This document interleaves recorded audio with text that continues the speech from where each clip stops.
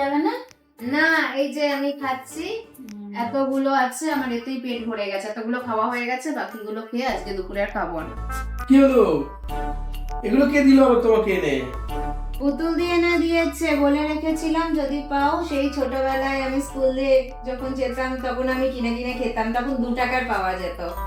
আর এখন আমাকে পুতুল দিয়ে এই দেখো 12 টাকার প্যাকেট কিনে দিয়েছে। বাহ বাহ, এতে দেখি আমি একটা খাই। এতগুলো আছে। এই তো তোমার ছাড়ানো আছে, একটা খাই। এগুলো আমিও খেতে খুব ভালোবাসি, দারুণ লাগে। নুন দেওয়া আছে তো।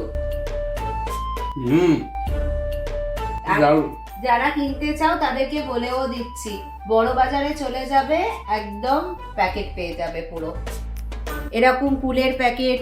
এই দেখো সাথে আরো আমশক্তর প্যাকেট। যারা যারা খেতে ভালোবাসো, বড় বাজারে প্রচুর পাওয়া যায়, এগুলো বোধহয় 14 টাকা করে প্যাকেট, প্রচুর এনে দিয়েছে। আজকে আমি তো এই খেয়েই পেট ভরাচ্ছি, আমি পেয়েছি নতুন।